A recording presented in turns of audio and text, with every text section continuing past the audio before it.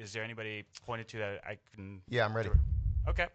Yesterday, there was a lawsuit filed in response to the pending legislation.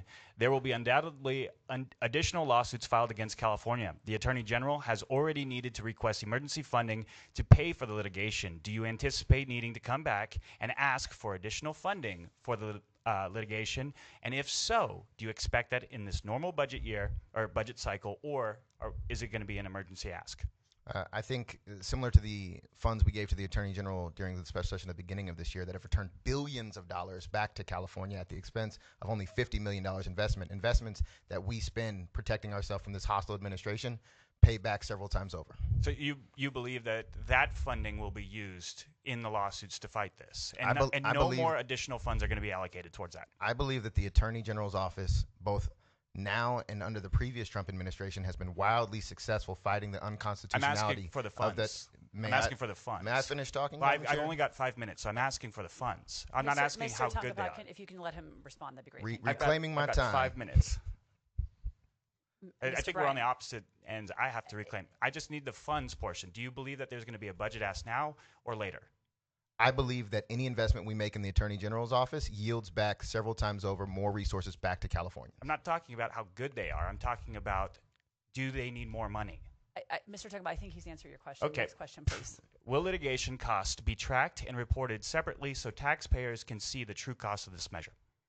I think any time that public dollars are spent, it is always in a transparent way, and the Attorney General's office has been incredibly transparent in how they use those litigation dollars to fight to return dollars back to California. It's estimated that this special election will cost $235 million to complete. Is the appropriation for this special election ultimately going to come from the general fund, all while the LAO has already highlighted to us structural deficits and a projected budget shortfall next year ranging in between $10 and $30 billion?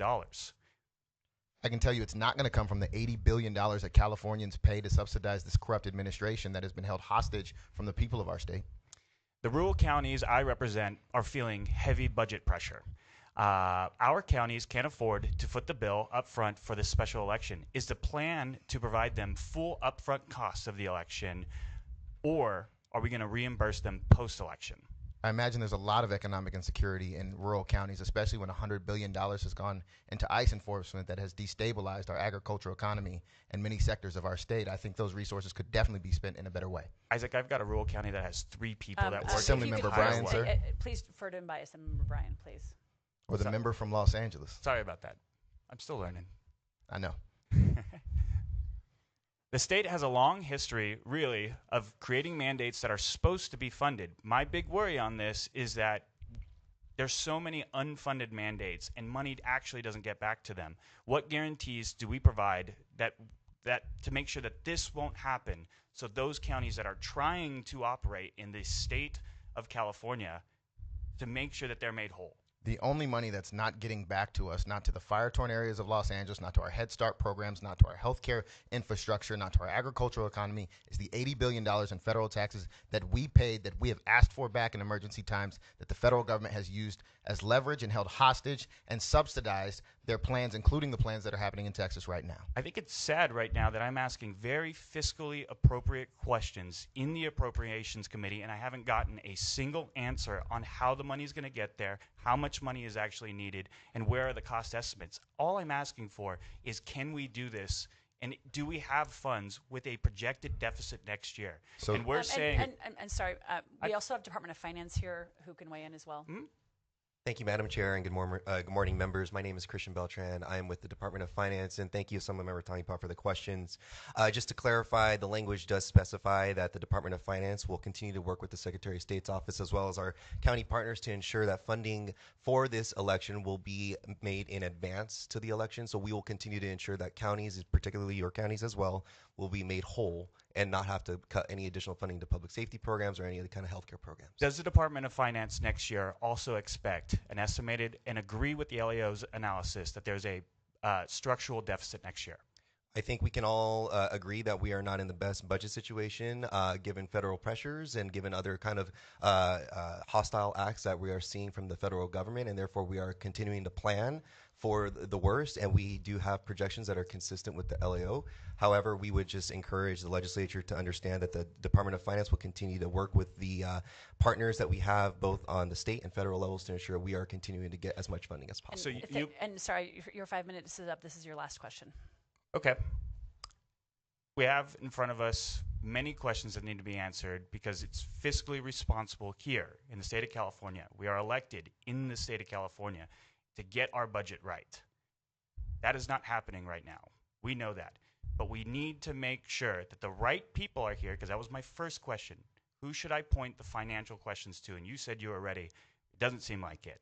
But what we need to know right now is who drew the maps, who got paid, who didn't go on vacation, who is involved in this, and who has a vested interest in all of this money being allocated.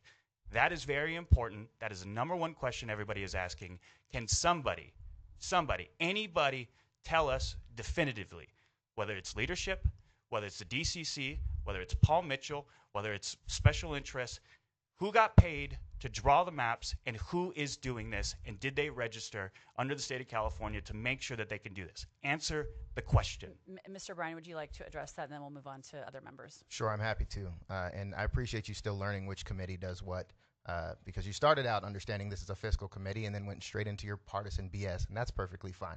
These maps were drawn in collaboration between many stakeholders, including experts who have been drawing lines for multiple municipalities for over 100 different jurisdictions across California and beyond. It was in collaboration with the legislature. Who are those many individuals, and how much did they get paid?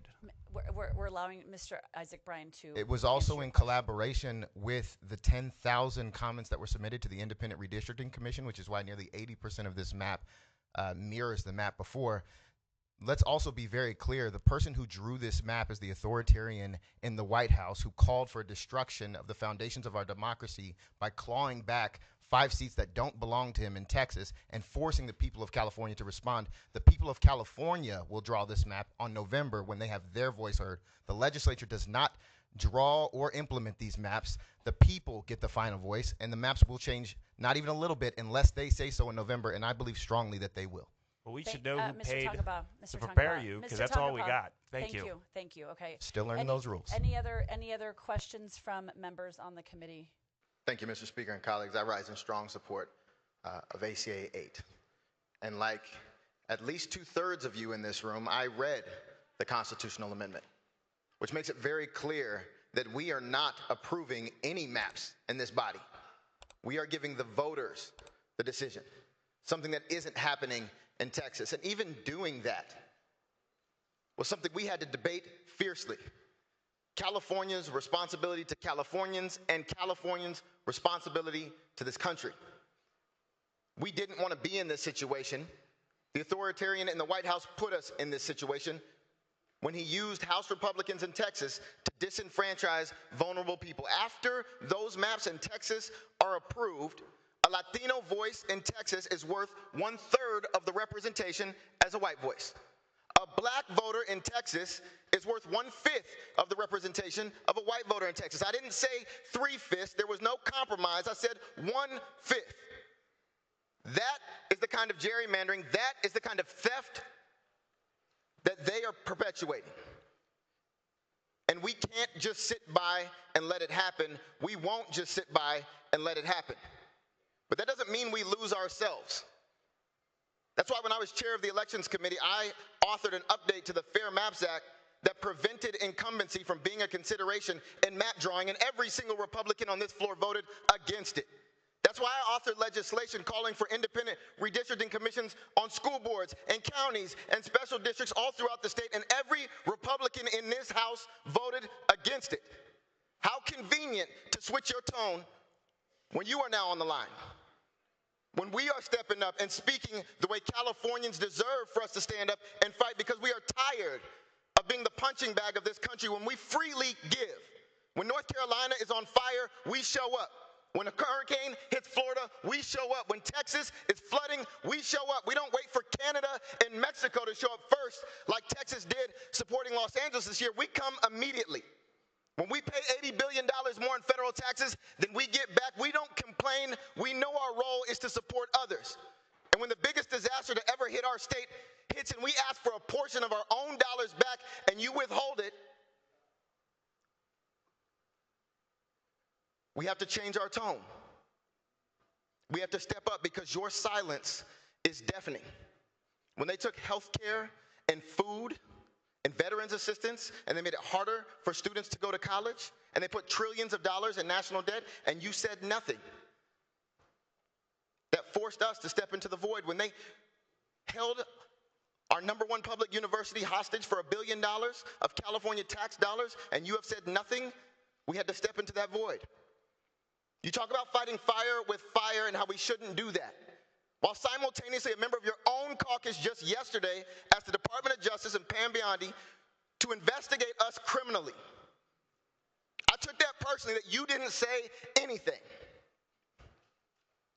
We are not just going to sit by and let our democracy crumble. Here in California, we're standing on business, and I respectfully ask for your aye vote.